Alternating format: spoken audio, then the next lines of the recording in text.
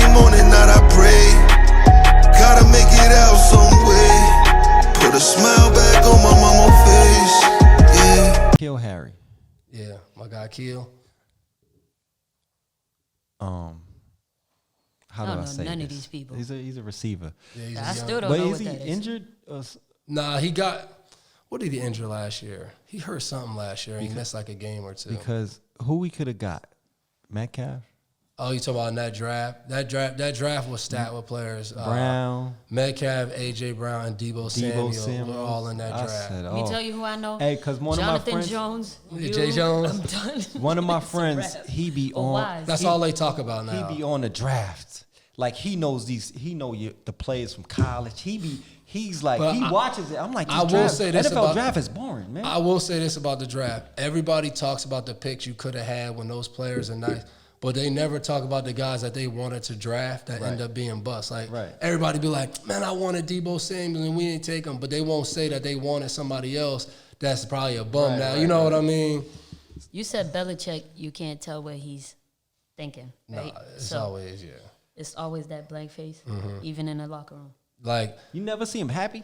yeah, so I'll tell people, like, what you see him doing press conferences is nothing like that. Like, when you watch him do a Nah, I press believe conference, you be like, it looked like he hate talking. Right. Yeah. Man, we got an 8 a.m. meeting every day. This dude talks average 45 minutes every day in that this meeting. talking because he's talking to y'all as coach, but like, does he joke? Does he? I feel play? like he got dry jokes. Like In that meeting, he You does. gotta watch people like that. In that meeting, he does, like, I'm not going to lie, when he's in front of the team, like, he's kind of funny. Like, Yeah, I believe that. the way he talks about things, the way he'll talk about people, you'd be like, yo, believe Bill shot out. Like, you know what I mean? Like you can invite him over to the house. He's a good time. But what I will say is he's most comfortable talking about football. Right. So, like, if you start, like, man, just talking about, like, I don't know, I've been there 12 years. You don't have many just like, hey, how you doing, coach conversations with Bill. But, like, when he talks football, like, he can talk about any aspect of football, history.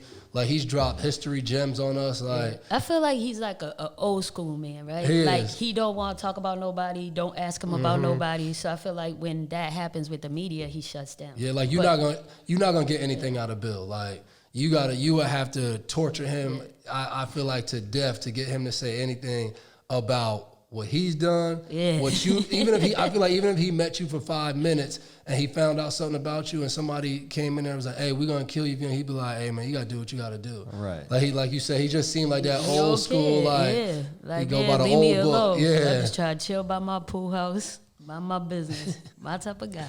was you happy when you got drafted by the Patriots? Honestly, no. No. So, Where you like, wanted to go? I wasn't a Patriots fan growing up. You was a And Giants fan? It's okay. My college coach, I was a Cowboys fan. Oh, My college coach, You look like you would have been at the guy. my college coach used to always come up here. He has a good relationship with Bill, and a lot of stuff we did in college I hated. And he would be like, "This is what the Patriots do," and I'd be like, "I know if I go to NFL, the one place I don't want to go is to the Patriots." And then call me on draft day. I'm not gonna lie, you don't care who calls. When they call, you like Money. So you knew you was going in the first round? So that's the thing about the draft. I had a first round grade and a lot of projections said I was, but I went 27. There's only 32 picks. So the night took like 3-4 hours, and I still live like where I live, that trailer park. So ESPN was supposed to put a camera in the house for when you get drafted. That day, ESPN called and was like, hey, we can't come. We're not going to bring the camera. So I was like, oh, shit, they found out I'm not going in the first round. So didn't invite anybody to my house. My agents was there, my financial advisor, because he's my brother's financial advisor too. Like my aunt, like it was a few people there that was like close to me, a couple of friends from college. Next thing I know, people just start walking to my house, driving over. So like I look up, there's like 15, 20 people in the house. So now I'm sitting here like, man, all these people in here, I'm not even gonna get drafted. Like this, because like you said, it's boring. It take like that first round takes like 3-4 hours. So we just sitting there for like 2.5 hours, just like, oh, is he gonna get drafted? He's gonna get drafted, and then finally I get drafted. So, but that joint sucked for most of the night. I get my notification on ESPN. You know what I'm saying? Like, who gets drafted? Yeah. You know what I'm saying? I know when you got drafted, I know Mama McCourty was. My mom cried when both of us. So like total opposite ends of the spectrum how we got drafted. I get drafted this first round. They showed a video of me. Jay gets drafted, they on commercial, and all they do is slide across the bottom. Tennessee selects Jason McCourty in the 6th round.